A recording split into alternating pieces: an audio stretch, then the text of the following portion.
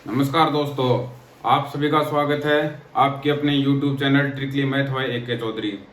तो दोस्तों, आप सभी को पता होगा हम यहाँ पर रीट मेंस 2023 का सिलेबस कर रहे हैं थर्ड ग्रेड का, जिसके अंतर्गत दोस्तों लेवल सेकंड का, जिसके अंतर्गत हमारा टॉपिक पिछला कौन सा समाप्त हुआ था, समतली आकृतियों का क्षेत्रफल। अब देखिए दोस्तों, आज का हमारा नया टॉपिक है, कौन सा है, ठोस आकृतियों का पृष्ठीय क्षेत्रफल एवं आयतन, जिसके अंतर्गत हमारे सिलेबस में दे रखा है घन, घनाभ, बेलन, शंकु और गोला। उन सभी का हम क्या देखेंगे, पृष्ठीय क्षेत्रफल और साथ में आयतन। तो देखिए दोस्तों, वीडियो स्टार्ट करने से पहले आप सभी को बताना चाहूँगा, अगर आपको हमारा वीडियो अच्छा लगता है तो इसे अपने दोस्तों के साथ शेयर जरूर करें। साथ में दोस्तों वीडियो को पूरा देखिएगा और चैनल को सब्सक्राइब कीजिए। अगर वीडियो अच्छा लगता है तो दोस्तों के साथ शेयर कर चैनल को सब्सक्राइब कीजिए। तो दोस्तों, आज हम पहली क्लास होगी पृष्ठीय क्षेत्रफल और आयतन की। तो सबसे पहले हम क्या बात करते हैं कि क्षेत्रफल तो हमने देख लिया, क्षेत्रफल के अंतर्गत क्या क्या वस्तु जितना स्थान घेरती है वो क्या कहलाता है, क्षेत्रफल। क्षेत्रफल में दोस्तों लंबाई और चौड़ाई आती है, क्या होती है, लंबाई और चौड़ाई। आज बात करेंगे किसकी, कि आयतन क्या होता है। तो देखिए दोस्तों, बात किसकी करते हैं, आयतन की।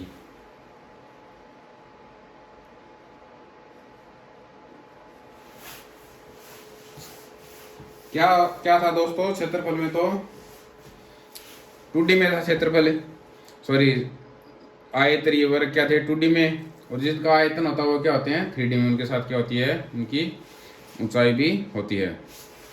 तो देखिए दोस्तों, इसकी परिभाषा क्या आ जाएगी, वस्तु जितना स्थान घेरती है, वस्तु जितना स्थान घेरती है आयतन कहलाता है, आयतन कहलाता है।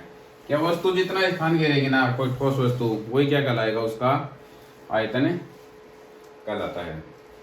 तो देखिए दोस्तों, फिर इसमें बात किसकी आती है, फिर बात आती है सतह की। किसकी, सतह की। अब सतह क्या हो गई, वस्तु जितने पृष्ठ से घिरी रहती है वही क्या कहलाती है, उसकी सतह। तो देखिए, वस्तु जितने पृष्ठों से घिरी रहती है वो सतह कहलाते हैं।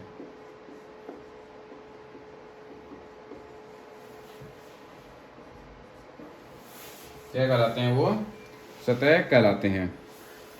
क्या, जिन पृष्ठों द्वारा वस्तु घिरी रहती है उसे उस वस्तु की सतह कहते हैं। सतह पृष्ठों का क्षेत्रफल होता है, क्या होता है, पृष्ठों का क्षेत्रफल होता है। इस कारण इसकी लंबाई, इस कारण इसकी इकाई वर्ग मीटर, वर्ग सेंटीमीटर और वर्ग किलोमीटर होती है।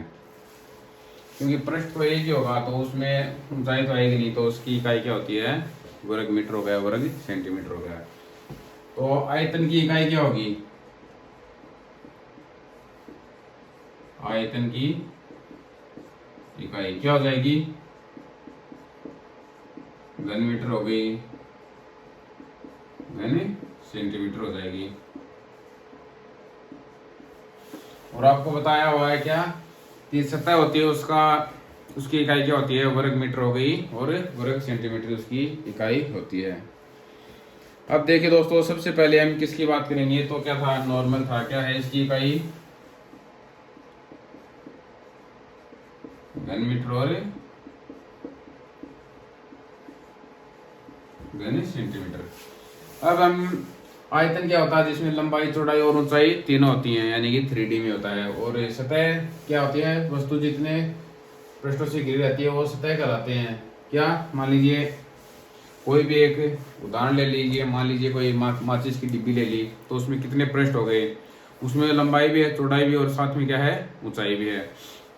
तो उसके जो पृष्ठ होते हैं ना, उनका तो क्या होता है, क्षेत्रफल। तो इसकी इकाई क्या हो जाएगी, सतह की, इसकी इकाई वर्ग मीटर और वर्ग सेंटीमीटर होती है।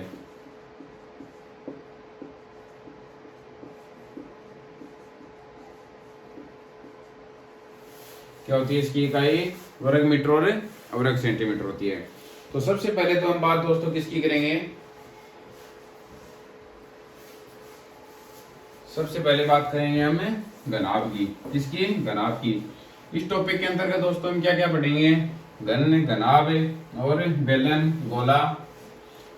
और पिछले जो क्लास हुई थी उसमें हमने क्या क्या पढ़ लिया था? क्षेत्रफल में वर्ग, वर्त, आयत, चतुर्भुज, ये सभी हमने पढ़ लिए थे। तो देखिए दोस्तों, सबसे पहले बात किसकी करते हैं? घनाभ की। तो देखिए दोस्तों, सबसे पहले क्या है, किस में होता है? 3D में।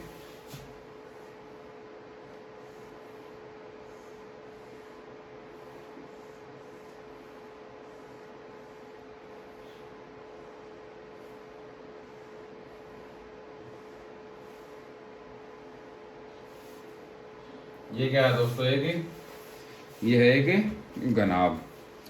अब सबसे पहले देखेंगे क्या इसमें कितने तो पृष्ठ हैं, और ये सभी हम इसका अध्ययन करेंगे। अब देखिए दोस्तों, किसकी बात करते हैं हम? घनाभ क्या होता है? तो सबसे पहले तो क्या देखेंगे? घनाभ की परिभाषा। तो देखिए, 6 पृष्ठों से घिरी, 6 पृष्ठों से घिरी वह आकृति, वह आकृति जिसमें प्रत्येक पृष्ठ आयत हो।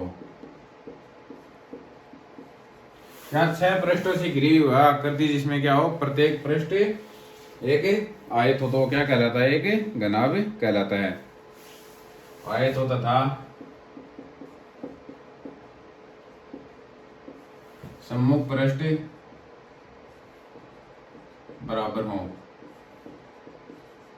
क्या हो? 6 पृष्ठों से घिरी हुई वह आकृति जिसमें प्रत्येक पृष्ठ तो आयत और सम्मुख पृष्ठ बराबर हो, घनाभ कहलाता है।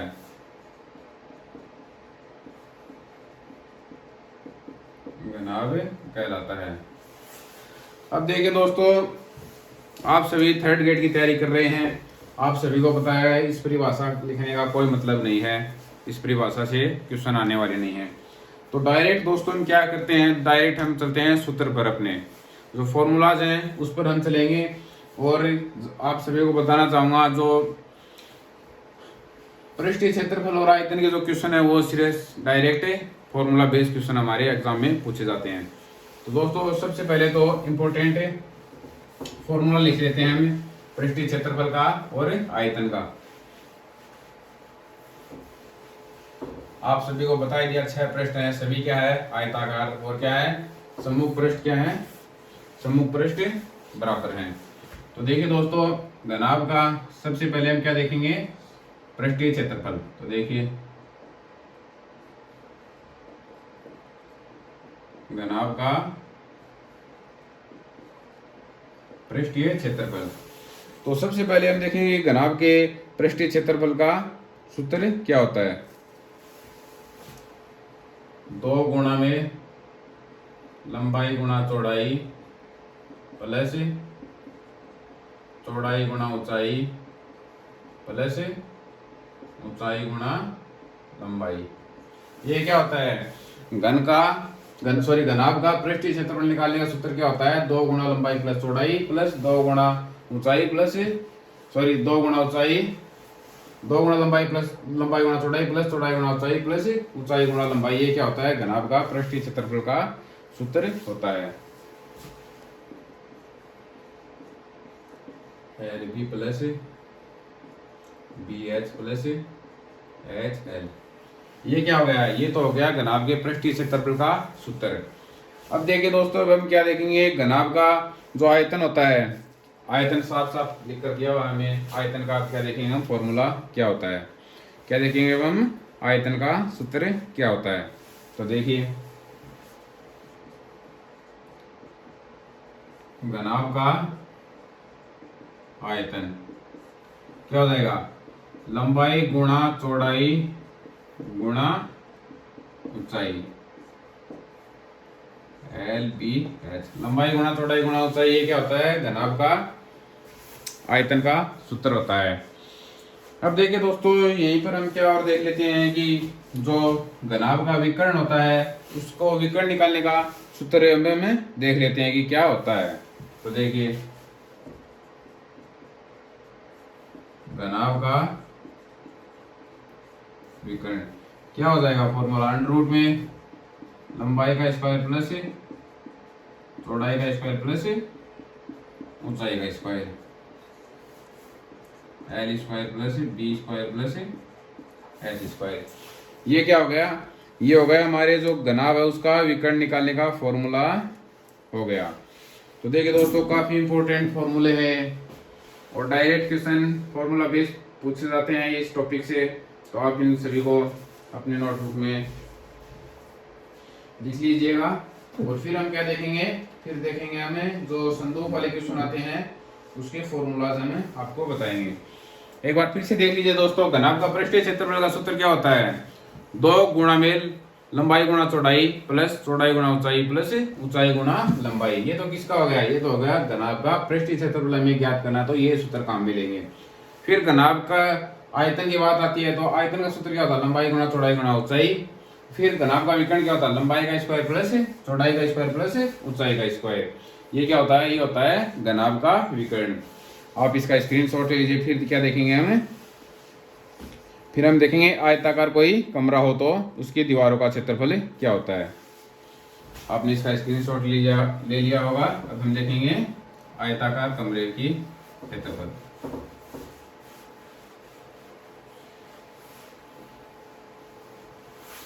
देखिए दोस्तों,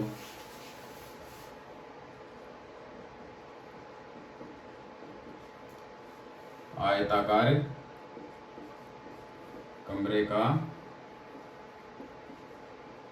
क्षेत्रफल क्या देखेंगे अब हम? कोई मान लीजिए कोई क्या है, आयताकार कमरा है, तो उसका क्षेत्रफल, चारों दीवारों का क्षेत्रफल क्या होगा? तो देखिए दोस्तों, अब हम देखेंगे उसका सूत्र क्या होता है।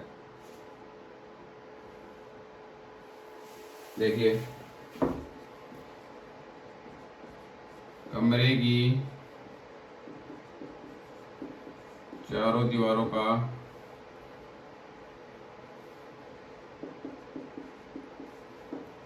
क्षेत्रफल क्या हो गया?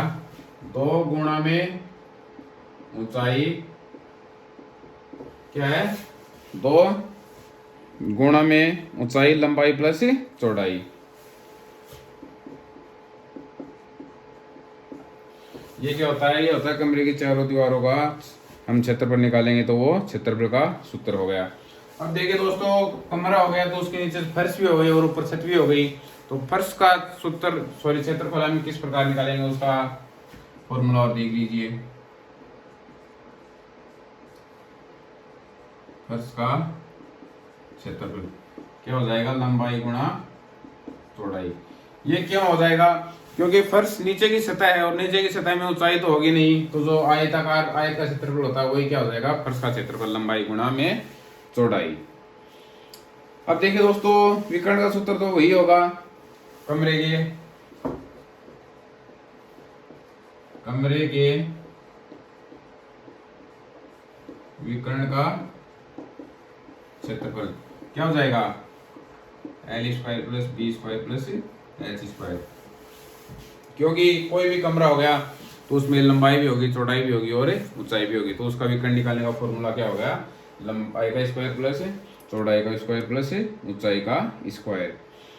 अब देखिए दोस्तों, ये तो किसकी बात हो गई? ये तो बात हो गई कमरे की। अब हमारे एक क्वेश्चन और पूछा जाता है संदूक वाला। उसमें कोई संदूक तो ढक्कन वाला होता है और कोई बिना ढक्कन वाला होता है, तो उससे रिलेटेड फॉर्मूला और देख लीजिए दोस्तों। अब हम क्या देखेंगे? घनाभ से रिलेटेड 5-4 क्वेश्चन कर देख लेंगे। तो आप इसका स्क्रीनशॉट ले लीजिए।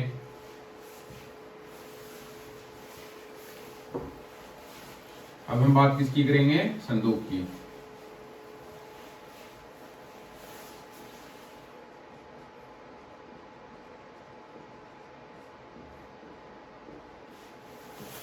संदूक में भी लंबाई होती है, चौड़ाई होती है और ऊंचाई होती है। तो सबसे पहली कंडीशन क्या है, संदूक ढक्कनदार हो। क्या है, संदूक के ढक्कन लगा हुआ है। तो वो ढक्कनदार संदूक का हम क्षेत्रफल निकालने के लिए फॉर्मूला देखेंगे क्या क्या हमें दे रखे हैं।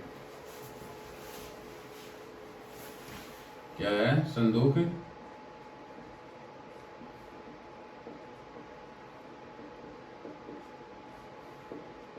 ढक्कनदार हो। तो जो जो इम्पोर्टेंट फॉर्मूलाज है जिस पर क्वेश्चन पूछे जाते हैं वो सभी हमें देख लेंगे। तो देखिए दोस्तों, सबसे पहले तो क्या देखेंगे हम, भीतरी लंबाई। क्या देखेंगे हम, सबसे पहले भीतरी लंबाई किस प्रकार हमें निकालेंगे। तो देखिए,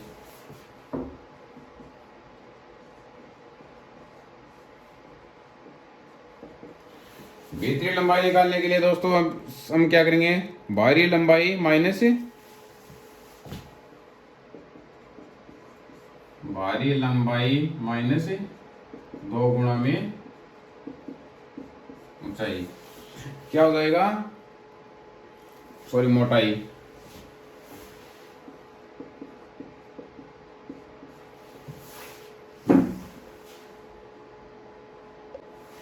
अब देखिए दोस्तों, अगर कोई ढक्कनदार संदूक है ना, तो उसमें अगर हमें भीतरी लंबाई ज्ञात करनी है ना, तो उसका सूत्र क्या हो जाएगा, बाहरी लंबाई माइनस 2 गुणा मोटाई। अगर भीतरी चौड़ाई ज्ञात करनी है तो उसका फॉर्मूला हो जाएगा बाहरी चौड़ाई माइनस 2 गुणा मोटाई। अगर भीतरी ऊंचाई हमें ज्ञात करनी है संदूक की, तो क्या हो जाएगा, बाहरी ऊंचाई माइनस 2 गुणा मोटाई। अगर बाहरी लंबाई हमें ज्ञात करनी हो तो उसका फॉर्मूला क्या हो जाएगा, भीतरी लंबाई प्लस 2 गुणा मोटाई।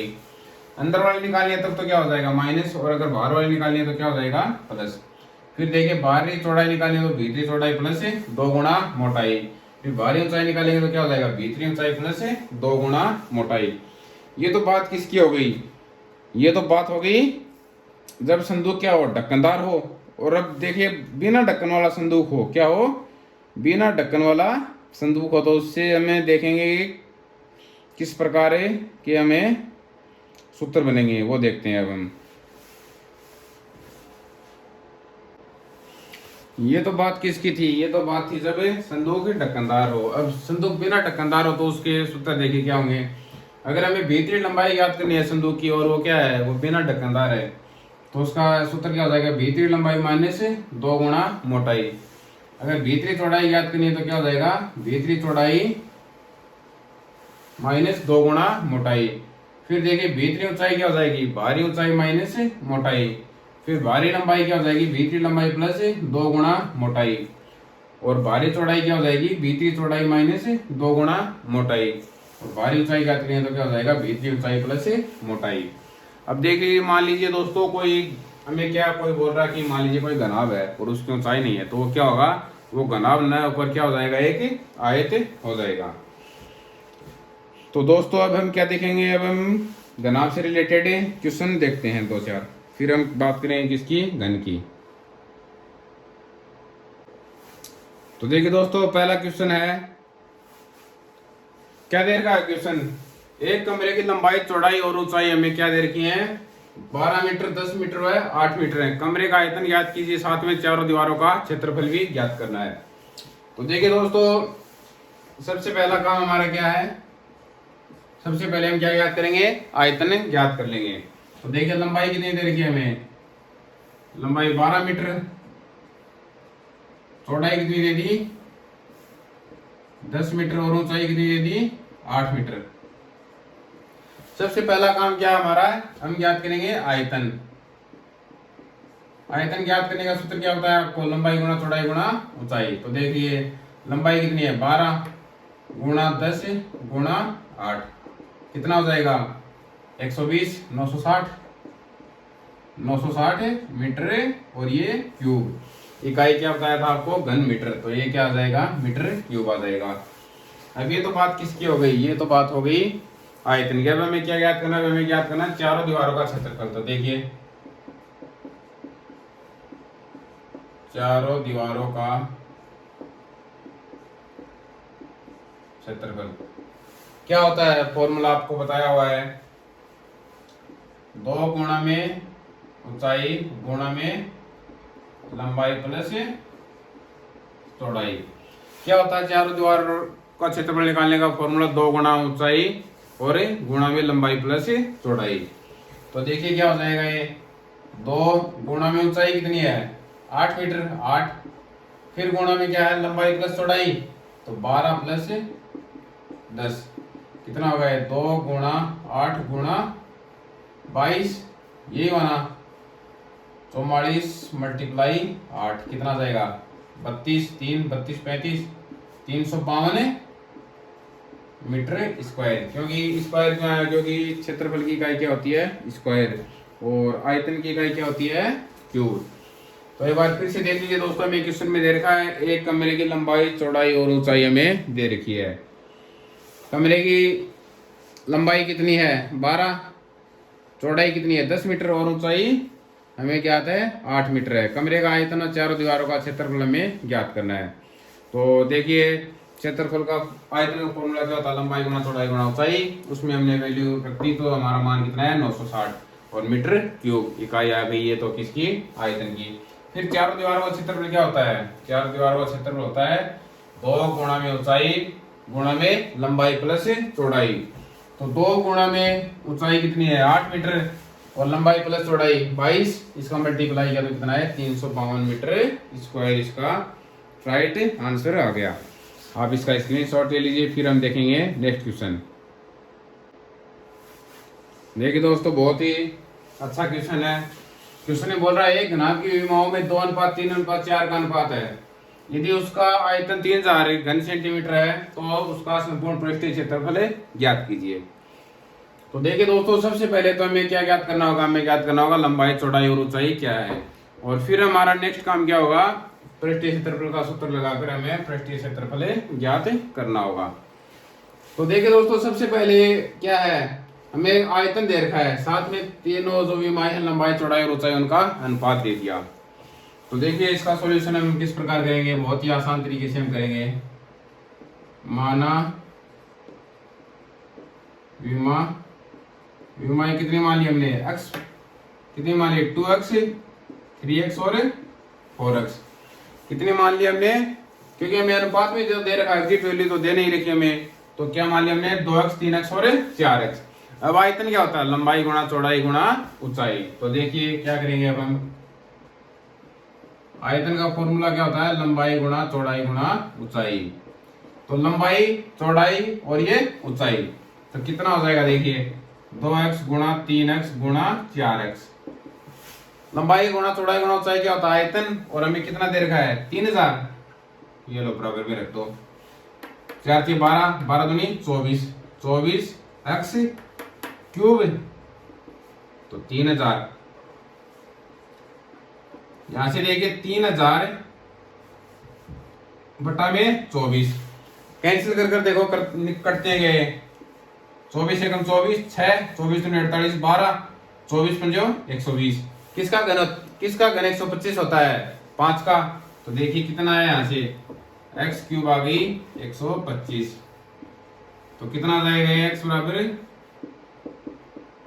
तो x की वैल्यू कितनी आ गई यहाँ से 5 सेंटीमीटर। अब यहाँ से x की वैल्यू आ गई, इसमें रख दो लंबाई चौड़ाई ऊंचाई हमें प्राप्त हो जाएंगी। तो देखिए क्या होगा, अभी विमाएं कितनी हो जाएंगी 2 गुणा 5 बराबर 10 सेंटीमीटर, 3 गुणा 5 बराबर 15 सेंटीमीटर और 4 गुणा 5 बराबर 20 सेंटीमीटर। क्या हो गई लंबाई चौड़ाई और ऊंचाई क्रम से क्या आ गई हमारे पास 10 सेंटीमीटर 15 सेंटीमीटर और 20 सेंटीमीटर। अब आपको क्या ज्ञात करना है, अब हमें ज्ञात करना है पृष्ठीय संपूर्ण पृष्ठीय क्षेत्रफल। तो देखिए संपूर्ण पृष्ठीय क्षेत्रफल क्या फॉर्मूला होता है 2 गुणा लंबाई गुणा चौड़ाई प्लस चौड़ाई गुणा ऊंचाई प्लस ऊंचाई गुणा लंबाई। इस फॉर्मूले में क्या हमें सिर्फ वैल्यू हमें प्राप्त हो गई, वैल्यू रखनी है और हमारा आंसर निकल जाएगा। तो देखिए 2 गुणा में 10 गुणा 15 प्लस 15 गुणा 20 प्लस 20 गुणा 10 कितना आ जाएगा 2 150 प्लस 300 प्लस 200 कितना आ जाएगा 2 500 650 कितना आ जाएगा 2 गुणा 650 कितना आ गया 1300 सेंटीमीटर स्क्वायर, क्योंकि हमें क्षेत्रफल ज्ञात करना है तो इसकी इकाई क्या हो जाएगी स्क्वायर हो जाएगी। तो देखिए दोस्तों एक बार फिर से देख लीजिए क्या दे रखा है हमें क्वेश्चन में, तीनों विमाई दे दी हमें क्रम से क्या है अनुपात में 2 अनुपात 3 अनुपात 4 में, और उनका क्या दे दिया आयतन दे दिया। अब देखिए इसको x मान लिया हमने, आयतन का फॉर्मूला क्या होता है लंबाई गुणा चौड़ाई गुणा ऊंचाई, तो 2x 3x 4x का मल्टीप्लाई किया किसके बराबर है 3000 के, तो यहाँ से x की वैल्यू कितनी प्राप्त हो गई 5 सेंटीमीटर, 5 सेंटीमीटर प्राप्त हो गई, तो हमें तीनों विमाई मिल गई क्या आ गई 10 सेंटीमीटर 15 और 20। अब संपूर्ण पृष्ठीय क्षेत्रफल का सूत्र क्या होता है 2 गुणा लंबाई गुणा चौड़ाई प्लस चौड़ाई गुणा ऊंचाई प्लस ऊंचाई गुणा लंबाई। तो देखिए फॉर्मूले में हमने क्या है वैल्यू रखी है, तो हमें संपूर्ण पृष्ठीय क्षेत्रफल का मान कितना गया 1300 सेंटीमीटर स्क्वायर। अब आप देख रहे होंगे कि इस तरीके से हम एग्जाम में करेंगे तो काफी टाइम लग जाएगा। तो देखिए दोस्तों एग्जाम में किस तरीके से करेंगे मैं आपको बता देना चाहता हूँ। आपके मान लीजिए एग्जाम में ऐसा क्वेश्चन आ गया, सबसे पहले हमारा काम क्या होगा, हमें सूत्र वहां पर लिखने की जरूरत थोड़ी है। हमने देखा 12 12 24 एक्स क्यूब, हमने क्या मान लिया 3000 हमें दे रखा है, कट गए एक्स क्यूब कितना आ गया 125, एक्स की वैल्यू क्या आ गई 5। अब आपको वो थोड़ी लिखना विमा इतनी होगी, ये क्या आ गई 10 5 10 15 और 20। आपको पता है पृष्ठीय क्षेत्रफल का सूत्र क्या होता है, आप यहीं पर मल्टीप्लाई कर लोगे 150 प्लस 300 प्लस 200, ये कितना जाएगा 2 650 और ये क्या आ जाएगा 1300, इसका राइट आंसर आ जाएगा। क्या मैच 15 सेकंड में आप क्या इसका आंसर निकाल लोगे। और एग्जाम पैटर्न के हिसाब से देखा जाए तो आपको एक क्वेश्चन के लिए कितने मिनट मिलती हैं 1 मिनट, तो कोई दिक्कत आने वाली नहीं है, सूत्र को याद करना है वैसे और कुछ नहीं है। आपका आंसर क्या है 5। यहाँ पर बोर्ड पर डिटेल से कराना पड़ता है, लेकिन एग्जाम में आप अगर यहाँ पर आप 3-4 मिनट लगा रहे तो एग्जाम में आसानी से आप इसको 10 से 15 सेकंड में इसका आंसर निकाल लोगे। अब हम देखते हैं हमारा नेक्स्ट क्वेश्चन देखिए दोस्तों, हमारा काफी अच्छा क्वेश्चन है, एग्जाम में ऐसा क्वेश्चन पूछा जा सकता है। देखिए क्वेश्चन बोल रहा है 20 मीटर लंबे 12 मीटर चौड़े और 8 मीटर ऊंचे गोदाम में 800 बोरी सीमेंट रखा जाता है। यदि लंबाई 2 गुनी चौड़ाई 1.5 गुनी और ऊंचाई अपरिवर्तित रखे तो कितनी बोरी रखी जा सकती हैं। क्या दे रखा है दोस्तों, बोल रहा है कोई ये गोदाम है, वो क्या है 20 मीटर लंबा है, 12 मीटर क्या है चौड़ा और 8 मीटर क्या है ऊंचा है, तो उसमें क्या है 800 बोरी सीमेंट रखी जा सकती हैं। अब यदि लंबाई को तो 2 गुनी कर दें और चौड़ाई को 1.5 गुनी कर दें और ऊंचाई जो 8 मीटर वो 8 मीटर रहने देते हैं, तो उसमें कितनी बोरी आएंगे अब हमें वो ज्ञात करना है। तो देखिए दोस्तों सबसे पहला हमारा काम क्या होगा, आयतन क्या होता है लंबाई गुणा चौड़ाई गुणा ऊंचाई, यही तो होता है। तो हम यहाँ से क्या है, हम यहाँ से एक बोरी का क्या है आयतन निकाल लेंगे। क्या निकाल लेंगे हम, एक बोरी का आयतन निकाल लेंगे। हमने एक बोरी का आयतन निकाल लिया, फिर हमारा नेक्स्ट काम क्या होगा, फिर हमें ये कंडीशन दे दी क्या लंबाई 2 गुनी चौड़ाई 1.5 गुनी और ऊंचाई अपरिवर्तित रखें, तो वो क्या आ जाएगा, इससे पूरे गोदाम जो बढ़ा लंबाई चौड़ाई हमने बढ़ाई है वो गोदाम का क्या आ जाएगा आयतन आ जाएगा। और क्या है हमें एक जो बोरी का आयतन निकाला उसका भाग दे देंगे तो हमें क्या प्राप्त हो जाएगा, हमें ये प्राप्त हो जाएगा कि उसमें कितनी बोरी रखी जा सकती हैं। तो देखिए दोस्तों बहुत ही आसान है, किस प्रकार इसका सॉल्यूशन होगा देखिए। तो सबसे पहले काम हमारा क्या होगा, एक बोरी का आयतन, एक बोरी का आयतन, अब एक बोरी का आयतन निकालेंगे तो हम किस प्रकार निकालेंगे, कमरे का ये गोदाम का आयतन बटा में 800, गोदाम का आयतन बटा में 800, क्योंकि एक ये तो क्या 800 ये सभी बोरियां का क्या है आयतन है, तो हमें एक बोरी का निकालेंगे तो क्या हो जाएगा गोदाम का आयतन बटा में 800। तो क्या है देखिए आयतन का सूत्र क्या होता है, लंबाई गुणा चौड़ाई गुणा ऊंचाई बटा में क्या आ गया ये 800, 8 100 बार कैंसिल हुआ 4 तिये 12, ये 25, ये कितना आ जाएगा, क्या देर का हमें यहाँ पर 2.4 घन मीटर, क्या आ जाएगा, ये 20 है 60, 60 बटा में 25, 25 दूनी 50, 10, 25 चौक 100, 2.4 मीटर क्यूब। ये क्या आ गया, ये आ गया एक बोरी का आयतन।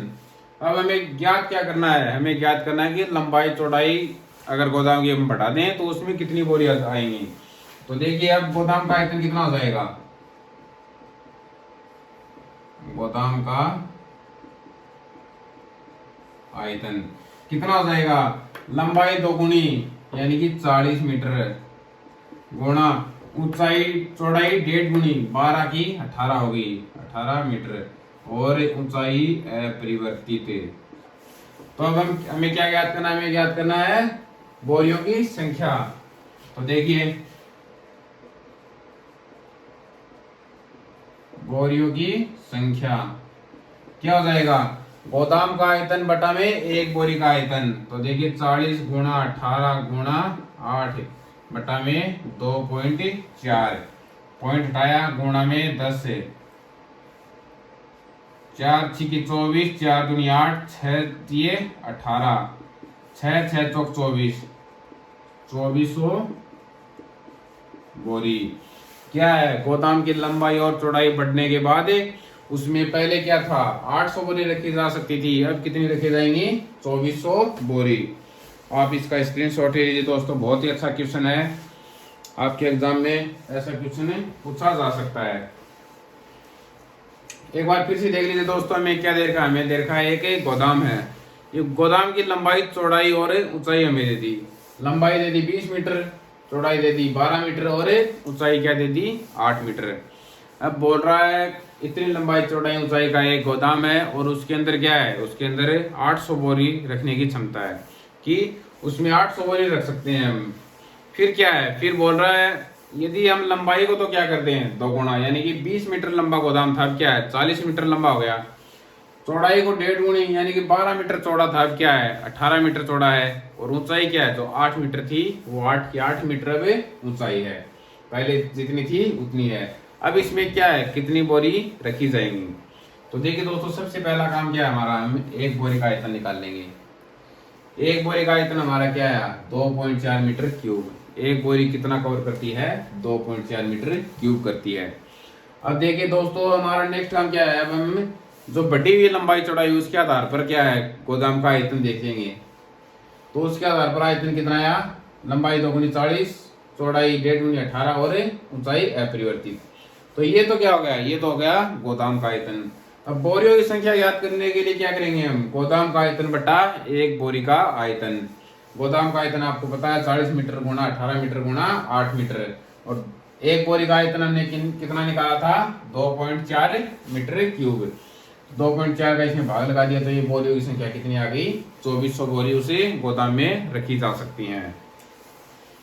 तो दोस्तों आज की क्लास में हमने घनाभ के बारे में देखा, कल की क्लास में हम क्या देखेंगे, घन के बारे में। फिर हमारी एक क्लास होगी शंकु, एक बेलन की और एक गोले की।